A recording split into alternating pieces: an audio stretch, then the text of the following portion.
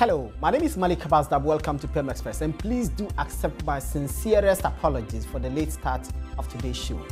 But they have called each other names, virtually hurled insults at each other. I'm talking about the Ghana Football Association and the Ministry of Sports. What is happening between these two important organizations whose responsibility it is to manage the nation's football? We are going to take a break. When we come back, I will introduce to you my guest, and we will get from him all the answers as to why the Minister of Sports is in a battle of words with the Ghana Football Association. Stay tuned.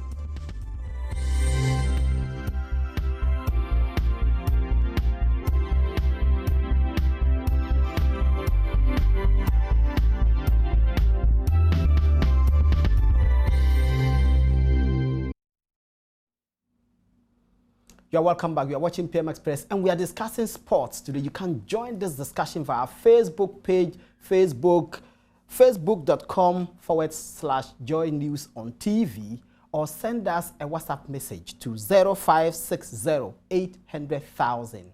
0560 800,000.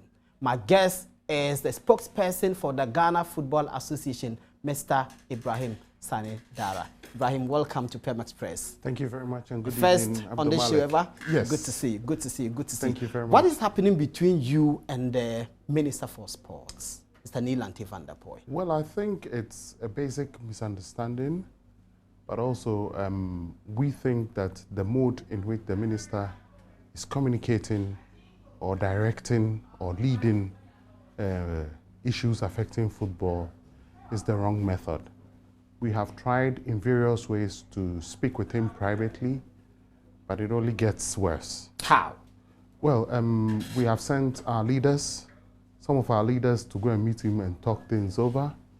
In the last meeting, he promised that he would not make any derogatory remarks about the Ghana Football Association again. 2 days later, he was at it again. When you say he said he will not make derogatory remarks about the GFA again, you suggest that he had been making some derogatory comments. Even before he took over. At the vetting, he took some pot shots at the Federation. Few days after he was vetted, he launched attacks on the players of the Black Stars, called them unpatriotic. He attacked the Black Stars coach, and even went to the extent of saying that his son can coach the senior national team. For a coach of the caliber of Avram Grant, that is a big insult. The former Chelsea boss. Exactly. And then he went on to say the GFA is unaccountable, the GFA is not transparent, the GFA management members are indisciplined. On TV3, he said the GFA is like a cow dung, excuse me to say. But the top is nice when it's dry, but beneath it is rotten with maggots. He was simply expressing views held by a majority of Ghanaians, isn't it? Absolutely not true. Really? Absolutely not true. The GFA is not an organization that is rotten with maggots, particularly when it is that we are independent, so to speak. We are only accountable to members of Congress. We are not a government organization. We are not funded by government. We run our affairs by ourselves. We raise funds through our own means, pay our workers by ourselves. The only place where we have, some, interaction with government is when it comes to national teams. And that even rests only with the management aspect of the game. All the other aspects, we are not involved. So you are suggesting to me the government of Ghana does not pay your salary? Absolutely not. Really? We have more than 400 workers up and down this country. All are paid through our own means, through sponsorship, through the fines, through deductions from gate proceeds from our local league matches, and player transfers, and all of those things. That is how we pay our workers. That is how we run our federation. Our light bill, water bill, vehicles, whatever it is paid through our own means. The government does not give you money for any of these? Absolutely not. When government... It's not difficult to believe for the average Ghanaian that the GFA, the Kwesi Nyantakyi GFA, can tell the Ghanaian people that the government of Ghana does not give them money. Absolutely not.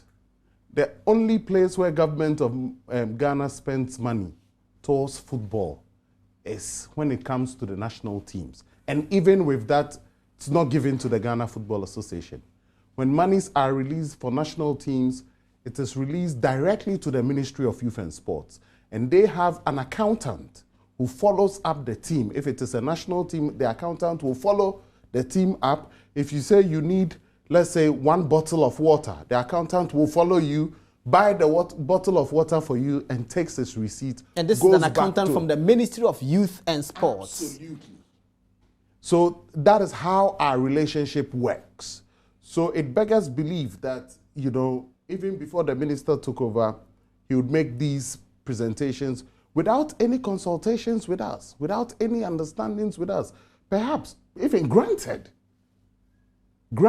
that there's even any wrongdoing within the federation, the best place to address it is not the media. There are those who say you, the Ghana Football Association members, are a bunch of arrogant people who are simply not prepared to listen to advice. What he's seeking to do is what previous ministers have failed to do, put his foot on the ground. Well, if you come with a preconceived notion, you carry on with this.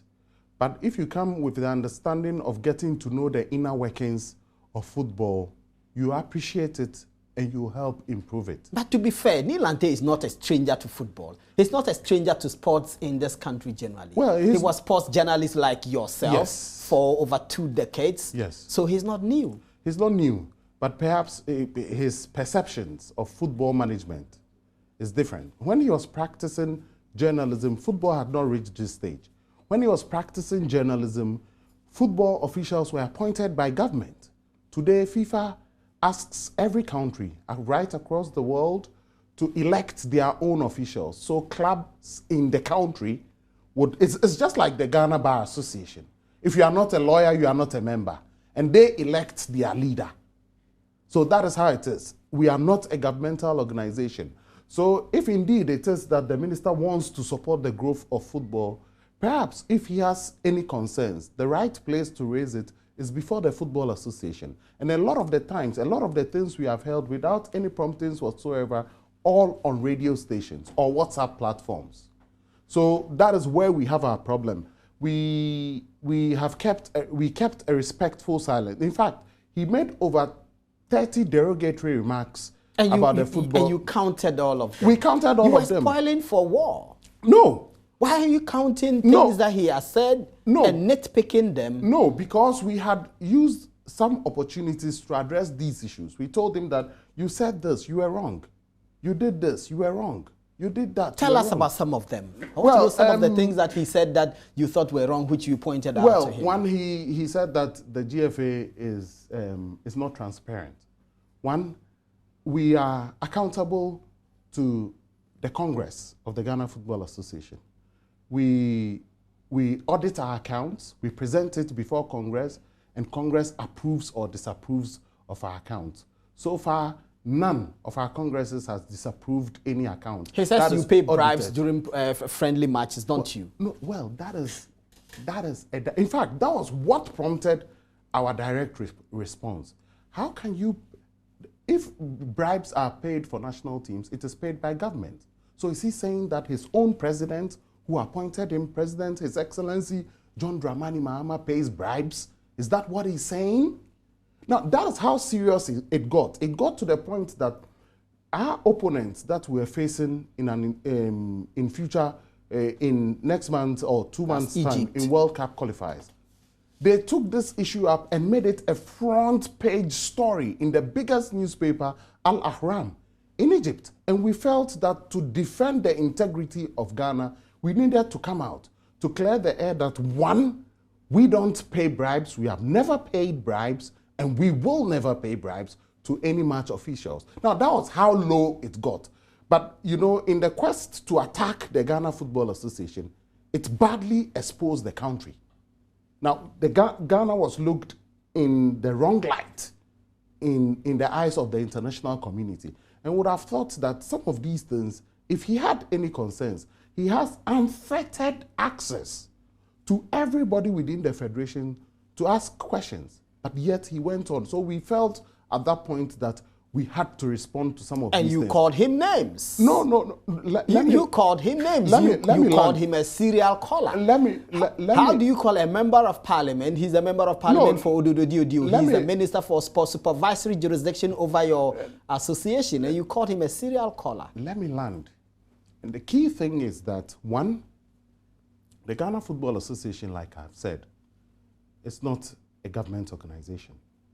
Now, if the Minister of Sport, who should be the torchbearer of the federation, goes of football in the country, goes to say that your league is unattractive, who would put... Does he not have a point? He doesn't. Really? That is why we raise the points to buttress our fact.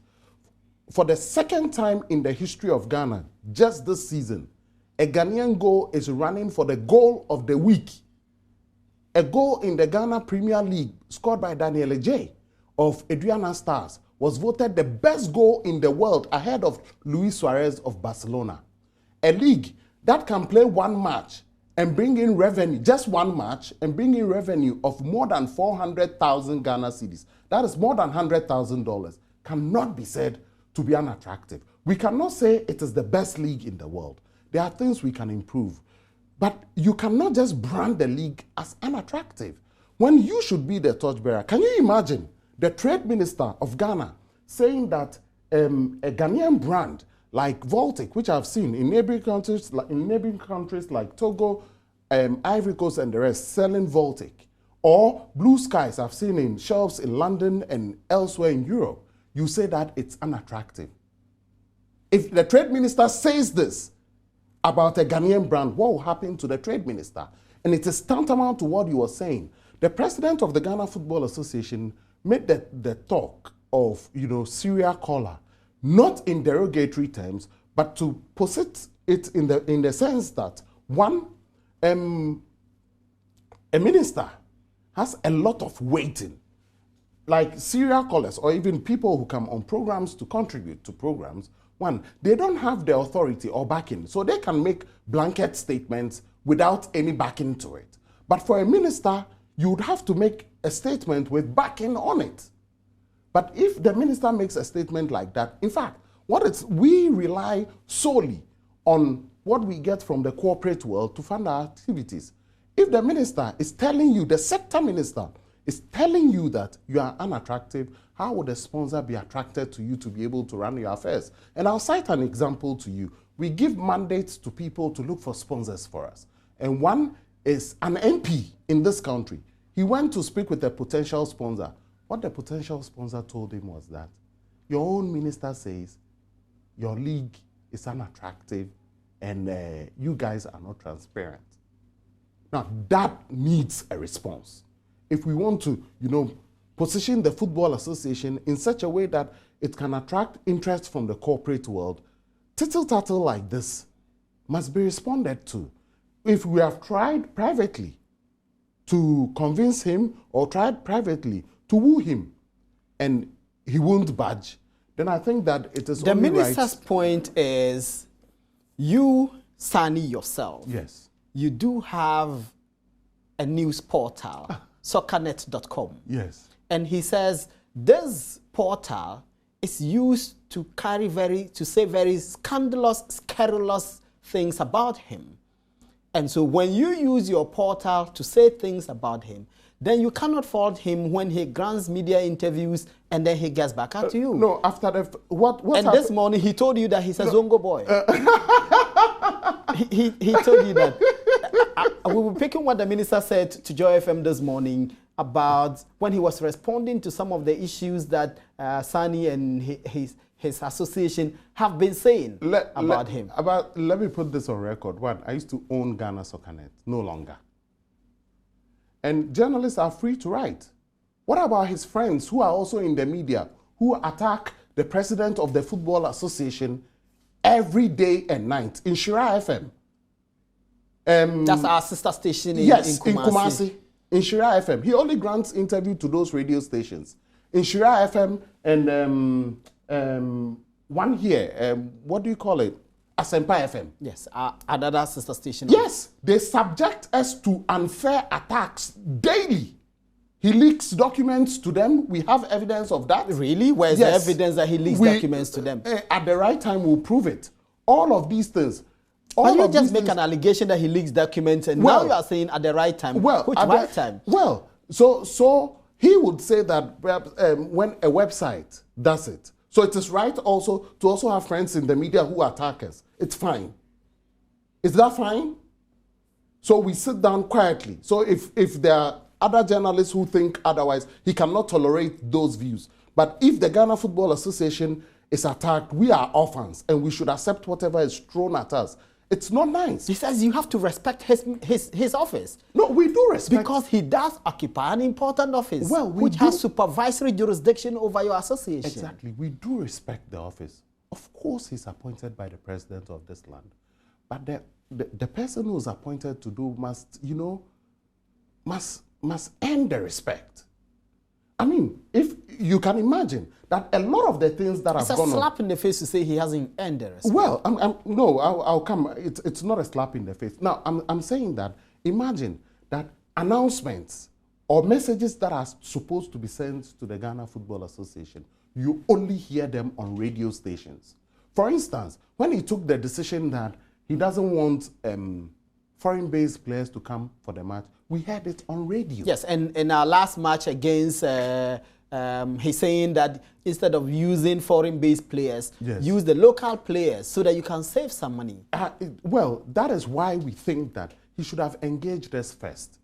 He said this thing 4 days before the players arrive. Meanwhile, FIFA law states that you must send invitations to teams, be it foreign or local, 14 days.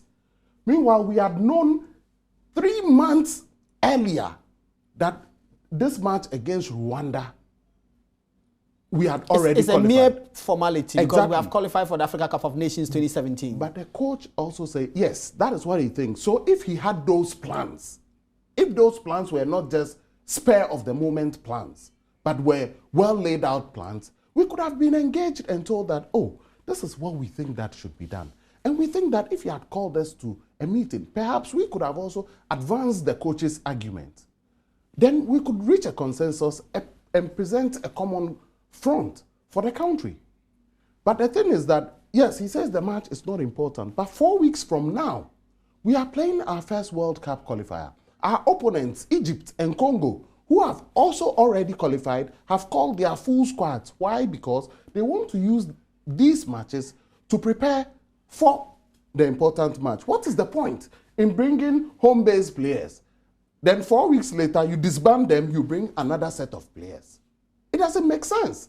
You turn around and you tell the coach that he doesn't have a stable team. You are not able to mention his players from 1 to 11. Is this accusation? The coach says he wants to prepare his team. These days, it's not like in olden days where you have 3-4 months to prepare a team. The dates are very, very limited. FIFA has laws on dates. So when you have any opportunity you must take advantage of it. So that is why we've gotten to this stage. And I think that, if we had spoken, at the background, we could have saved ourselves all of this embarrassment. Let's hear what Mr. Neelanti van der Poel himself had to say about some of these things. Let's hear his responses to some of the issues that were raised. The ministry budgeted for almost all its programs, but like always the same, you won't get what you budgeted for. So it is for you to be able to manage what you get within the programs you have in order to make impact. Where you have to fall on other sources to supplement whatever you have, fine. I think that at this moment in time, we should be looking at the national interests than group or individual interests. I don't want to say we got the letter for their budget late. When last week they brought their budget request, last week. Meanwhile, I have discussed this with the management committee of the Black Stars informally about 2 weeks ago. When the list came out last week, I again called the chairman of the Black Stars Management Committee, who is the vice president of the FA, and again reiterated our decision at this ministry that can you free us the resources that we will have expended on the foreign-based players so we could use these resources to take care of the maidens and also prepare adequately for the upcoming World Cup qualifying for the Black Stars. So obviously this was a suggestion. It's a suggestion. So why have you carried through that suggestion, which we've was carried supposed through, to We've be carried through that discussed? suggestion because within our means, that is the best thing for us to do. You're welcome back. You just heard this Youth and Sports Minister, Neelanti van der Poel, explaining the reasons why he took some of the decisions that he took. Ibrahim Sanidara quite disagrees. The minister does have a point when he says that, look, we don't have money. Let's not spend the little that we have inviting foreign-based players to Ghana to play a match which is practically not necessary because we are just playing it merely for purposes of formality. So use the local-based players, give them some experience, and then save some money. He has a convincing argument. Well, on the face of it, you will say yes. But why wasn't he ready to call us into a meeting and tell us this thing 3 months ago? Or even last Sonny, month? are you not or even 2 weeks ago? Are you not putting form over substance? The substance not even that. And then we'll come to the substance of it. Your opponents, who are Egypt, Congo, who have already qualified for the African Cup of Nations, are also in a similar situation.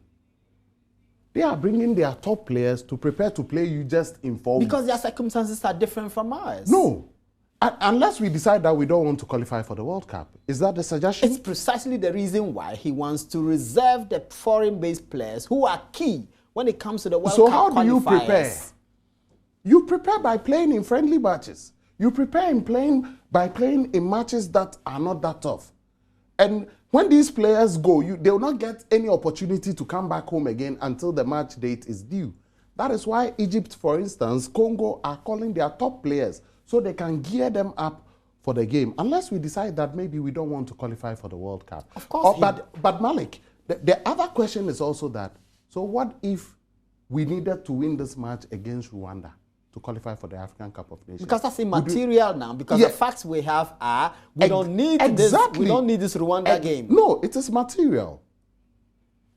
No matter what the situation, you would have played the game.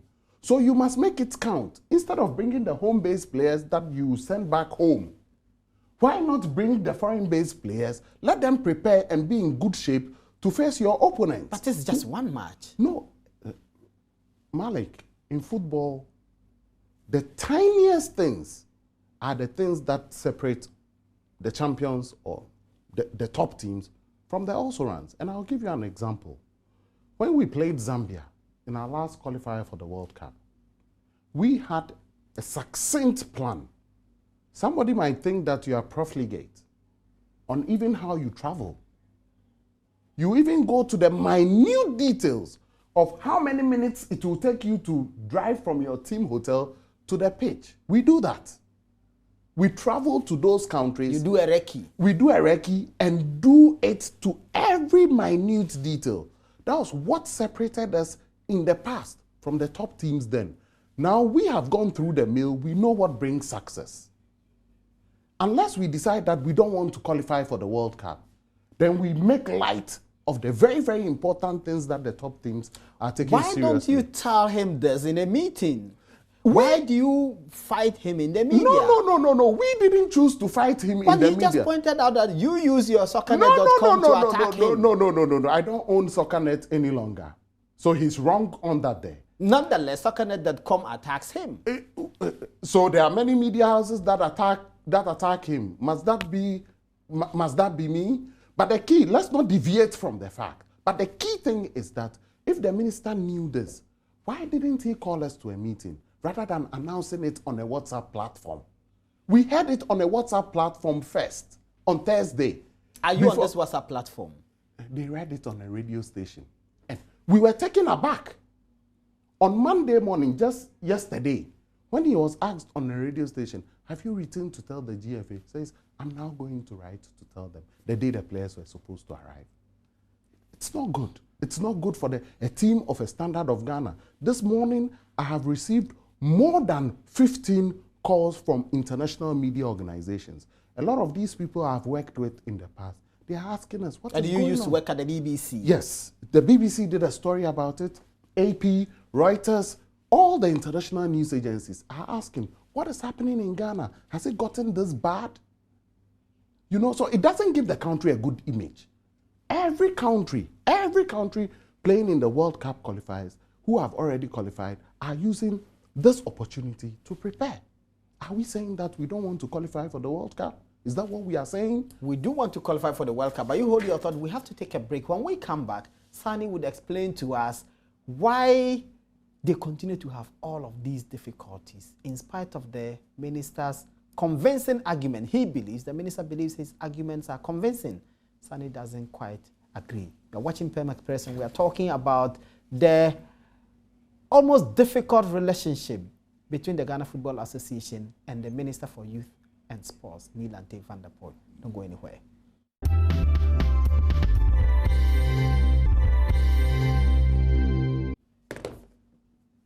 You're welcome back. You are watching PM Express and we are discussing football and the difficult relationship between two important institutions. In fact, one important institution and one important man, the Ghana Football Association and the Minister for Youth and Sports, Neil van der Poel. Before I go back to Sani Dara, let me pick some of your messages, and I've received very many of them.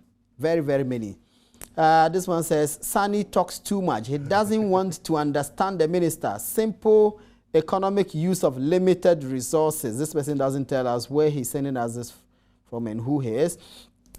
I think this man is the best for the sports job, and the problem I have with him is he is not sitting down with the FA and all the time going to the media. They need to sit down and iron things out, or else his good intentions will not materialize. This is Mohammed, and Mohammed doesn't tell us where he's sending this one from.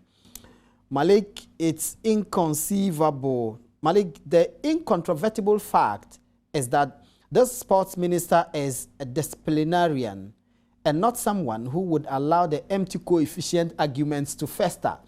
The guys at the GFA are so worked up because Neil van der Poel is a nemesis in that field and know all about their deals. Nyantechi and his people have maligned everyone, even including serial callers. I love the resilience of the minister. He must not be cowed into allowing some of the things to continue to go on.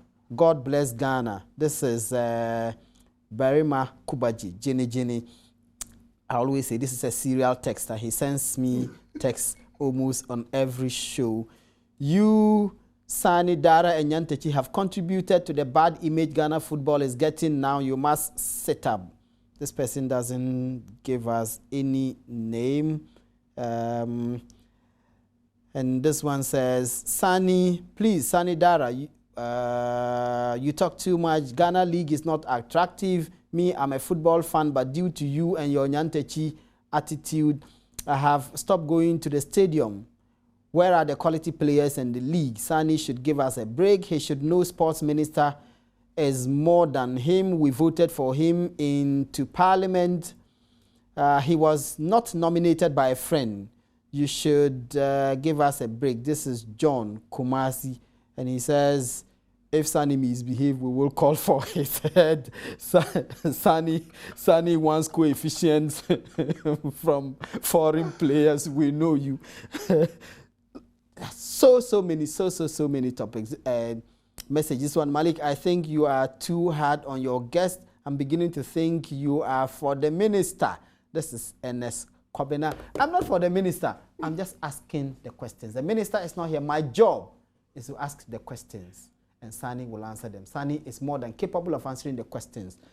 But Sani, just looking at the messages, very many of the messages appear to be very critical of you. Well, and I think that's something you can't run away from. No, but part of it is basically what we are talking about. When concocted and wrong information is sent across about the Football Association. I think, in my personal opinion, I think that we have allowed this thing to happen. There's a program, actually, in this house, which is designed to tear down the Ghana Football Association's image. And I'll say this without no fear whatsoever. Give us the composition of the Ghana Football Association. Well, the Ghana Football Association is made up of all the clubs in this country.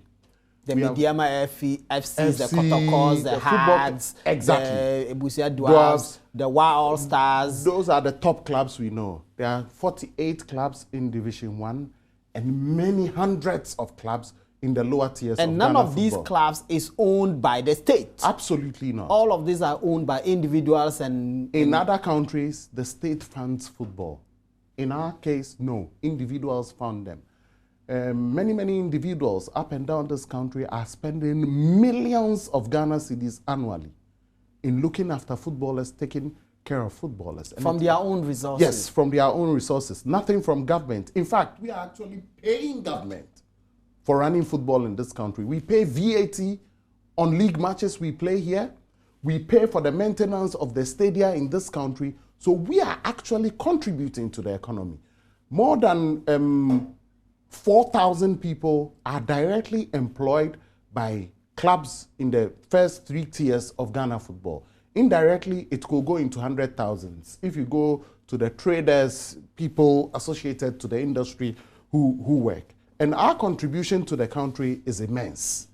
So it is important that we find partners which I mean the ministry, who would be able to support our activities. Yeah, so you were talking about so apart from these, the league clubs, how many are they? There are 20? The top flight clubs are 16. There are 48 in Division 1. Okay. And many others, Division 2, so Division 3. all of these come together to constitute... To form the Ghana Football Association. We have also got the regional football associations. They take care of the regions. So in Greater Accra, we've got the Greater Accra Regional Football Association, and it's right across the country. How do the executive come about? Does government appoint the GFA Absolutely president? Not. The GFA president is elected through Congress. That is the clubs, the regional football association, and other bodies like the schools, the forces. They've got sporting bodies, so they are also associated to us. And the referees, for instance, all of these things, all of these groups come together at an election, and we elect a president from amongst ourselves. So that is how football is made in this country, and that is how football is run. So we are completely independent. We are a company registered by limited guarantee in this country. So we are basically like a business that is running, and it is according to the statutes of what FIFA expects every federation to be run right across the world. Where does the interaction between the FA and the state come? How does it come about? Well, the interaction between the state and the Football Association comes when we are going to play international competitions. One, FIFA or CAF won't deal with governments, so they deal through us. So if, for instance, the ministry decide that they want to send people to tournaments or something, FIFA won't recognize them. So you have to run the football through the Football Association. That is the affiliate body in the country. But let me just make it clear that government doesn't fund us, again, doesn't fund us in any way. So when they make their budgets, they spend it and they account for it without any intervention from us. Assuming that we are going to play World Cup. Yes. And there are qualifiers to play. Yes. How are these qualifiers funded to the extent that we will qualify and then we will go to the tournament? How are these funded? Yes, it's the state. The national teams belong to the state, and the state will fund all of these things, like it is done in many other countries. But in some other countries, particularly the developed ones, they rely solely on their sponsors to run their national teams, and they don't rely on government. But there are peculiar countries in the world, particularly in Asia, some parts of South America and Africa, and most parts of Africa. In Africa, it's only, I think, in South Africa where the government doesn't fund the national teams, because of the huge amounts of sponsorship they have. But that apart, everything is funded by the state right across every country. So that is where the interaction comes from. And the GFA has been bitten with this bad stick, that particularly on budgets. So we have also decided that henceforth, we will not prepare budgets for the national team with figures on it. Because when you send budgets, it is intentionally leaked to the media to position the FA as if the FA is trying to because you are greedy and you want to take advantage and then make system. Money. Exactly. Because some of your committee members benefit from, and this came out at the commission hearings after the World Cup in Brazil. You don't expect your committee members take as much bonus as the players No, take. it's not true. Absolutely not true. The committee members are paid honorarium. It's just like, an MP. Which is equal, because if the players are getting 82,000, your people are getting 82,000. No. There are more than 15, 20 people working on the background. So if 7 of what even half of what the players are earning, not half, let's say at the World Cup the players earn 100,000, the management 7 is what is shared among over 22 people. It can never be said to be equal. They are paid honorarium. It's just like an official, a government official. Let's say even maybe an MP. Apart from your salary, you go and sit on committees, you are paid, right? So would it be wrong to say that you have also contributed to the success of the team? If there's any benefit, you are given. But it is not all of these are always approved by the ministry itself. Exactly. So they are not appropriations by the GFA. Exactly. But it is intentionally leaked to the media to paint the FA in a bad light. So what we will do henceforth is that we'll write to the ministry when they say budgets, we'll write, this is what we need. You put the figures on it so you don't accuse the GFA of milking the system dry. So henceforth, we have a template. This is what we need, 23 rooms for the players and officials. This is the water they need. This is medicals they need. This is what they need. If you put your figures on there, it is your own cup of tea. You will not come and blame the Ghana Football Association for anything. In fact, we have taken the flak, sometimes for government, sometimes for the ministry, all the time. We find ourselves in very, very difficult positions. And when you are dealing with politicians, it's all too easy for you to be tagged as an NDC or an MPP man. So we are very, very careful about that. In fact, there are those who say, you guys, you and Kwesi Nyantakyi and all of you guys, you are all MPP hirelings. That is the reason why you are having this rather difficult relationship with Nina, who is NDC. Well, it is absolutely untrue. Football in Ghana is made up of people from all persuasions. Pa Kwesi Indum is a member of the football fraternity in Ghana. He owns a political party here. Amongst our executives, in fact, I'll even say that majority of our MPP. No. Absolutely.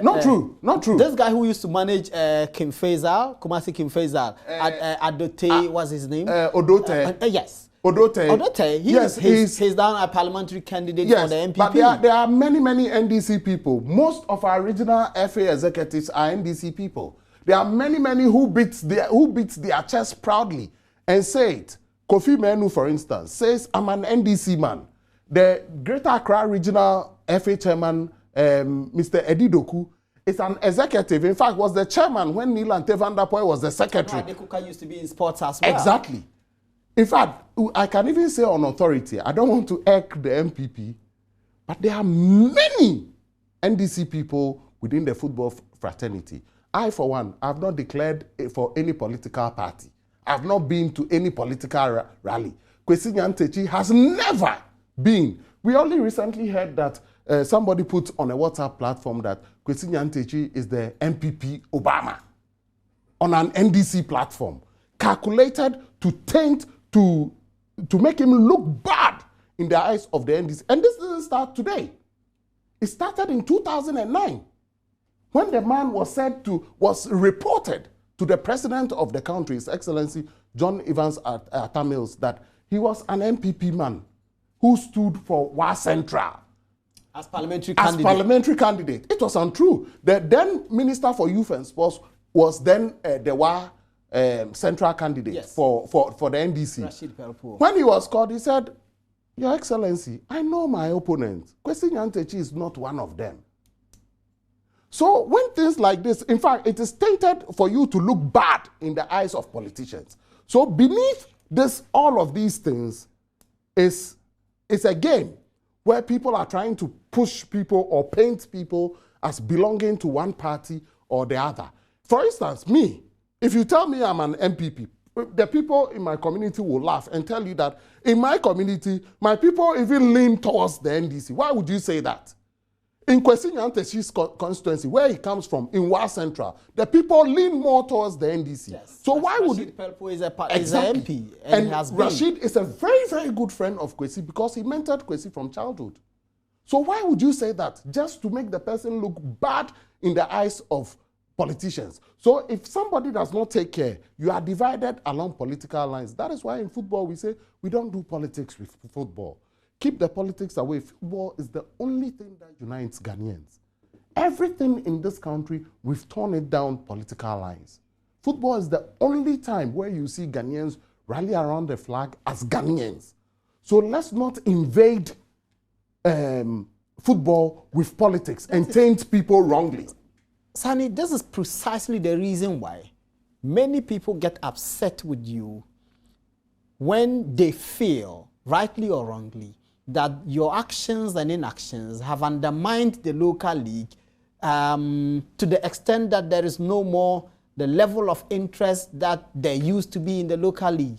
You say the local league is not bad, as the minister says. Absolutely. There are many who disagreed with you because when the Hariza Corps and the Herbert Mensahs were managing the top clubs, Kotoko and Hearts, there was so much excitement generated in the league than there is today. And even you should admit that. Oh yes, Malik, the dynamics of football, the football world has changed today.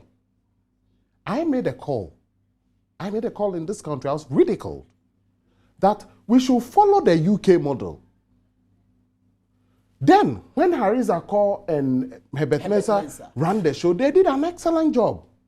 But in those days, they were not faced with the challenges today, where even on free-to-air television, you have English Premier League matches shown live. They did not have that. So this time we are faced with competition, and we admit it's competition. But in the UK, on free-to-air television, you will not get the English Premier League rights. It's law. Why can't we do the same? Why can't our regulatory authorities also protect local industry? But you want to force everybody to watch No, a you are product not- which you- you haven't no. marketed No, well? no, absolutely. No. If you watch the Ghana Premier League, you appreciate why Daniel Eje's goal, Bright Eje's goal is rated above Are Luis you not Suarez. just using one bright spot to make... Not only one to bright. found your I also arguments. made the argument also that Has Kotoko, we made more than $100,000 in the match. Does that tell you something? Today we are seeing more females in our matches than before. Today our matches are on Super Sport. And yet you Today don't have a sponsor. it How is an attractive without league? Well, Given how Ghanaians are passionate about football, Exactly. how is an attractive league not getting a sponsor? the sponsor, the headline sponsor for the Ghana Premier League has a value, and it's $3 million in the list. A sponsor pulls out on the eve of the start of the competition, at a time that companies right across this country had finished all Because their... you were bogged down in court for God knows how Well, long. these are things that we have been affected by. Why But at couldn't least- the FA resolve that? How did you start No, the but you league cannot so stop- late because Exactly. some of your members went to court and you couldn't resolve Well- the issue? This was failure of leadership. No. You cannot prevent anyone from going to court in this country. Is it a crime to go to But court? if you treat people properly and deal Well, with if them the- fairly, nobody would go If to the court. people, exactly. That is why there's democracy. You must give everybody the chance to explore the avenues. That is why it is important that we also respect the due processes within football. That is why if anybody takes football matters into the ordinary court, our law books say that you must be kicked out of the association. That is why we have, processes, legal processes. up to the Court of Arbitration for Sport in Switzerland. That is how come other competitions, other countries are, running decently. So we are learning. We are learning the ropes. I'm not painting a picture that, the league is rosy, it's the best in the world. Absolutely not. We've got challenges. Except that the challenges appear to be humongous, because if you have 3 matches to go, is that right? Yes. And all of these clubs, individuals have put in their life savings into these clubs. Yes. And you, the FE, have been unable to bring sponsorship, and you were bogged down in court.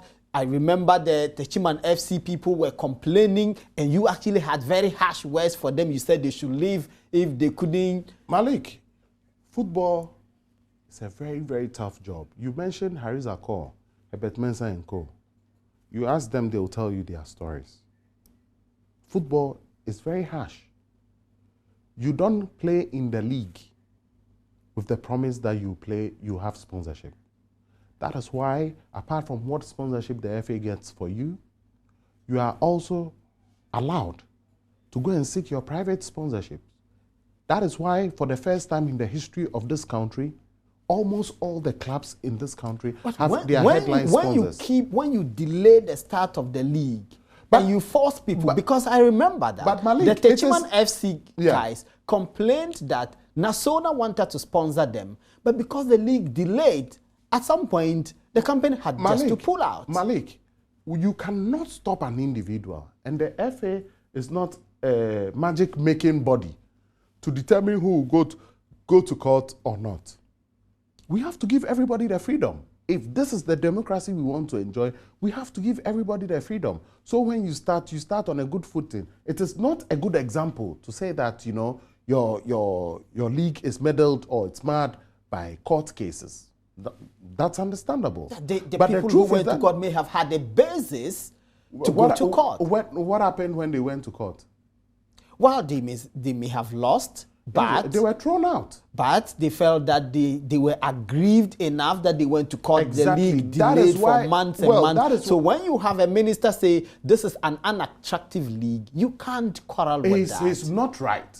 The minister should be the one torch-bearing the federation, leading us and singing our tunes. So if you, the minister, who's supposed to be the person supporting us, you go and damage it, who will bring his money? Like I stated to you, who will bring his money?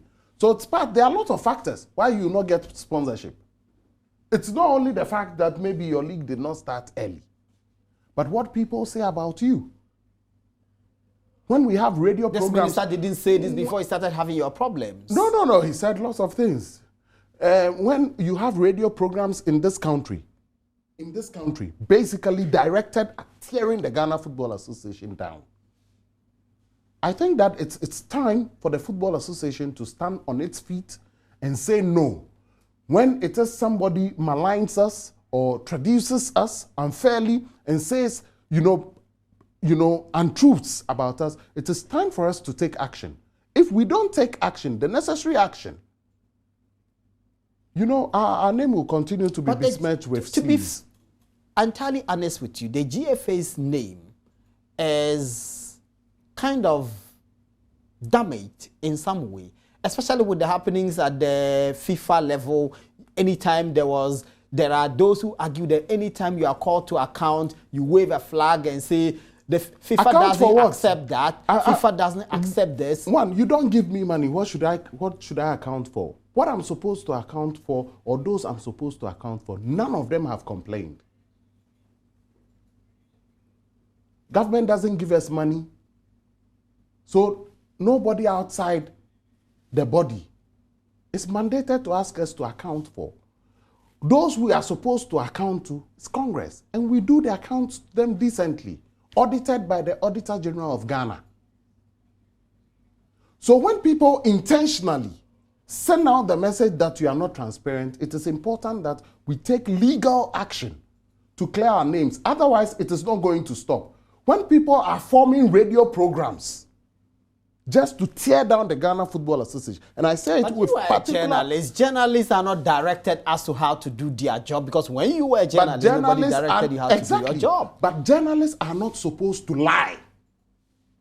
A journalist is supposed to be the center man where it stands for people to make their opinions up. But these people just calculatedly come to say things like sikedie, sikedie, sikedie, and this is sinking down.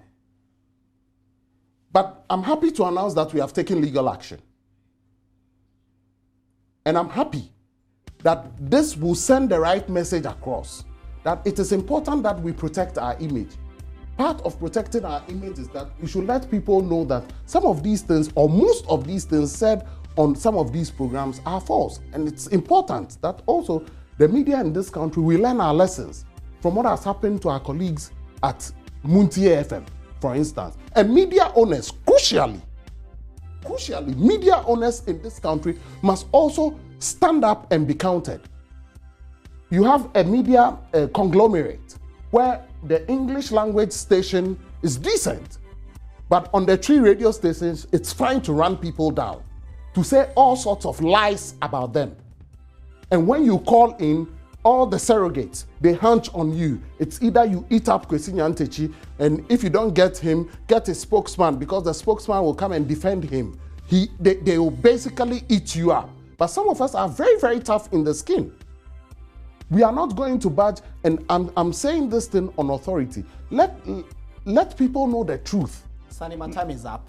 We have to bring this discussion to a close. It's been great talking. Thank you very much. Thank you very much. You just heard Ibrahim Sani Dara. He's a spokesperson for the Ghana Football Association.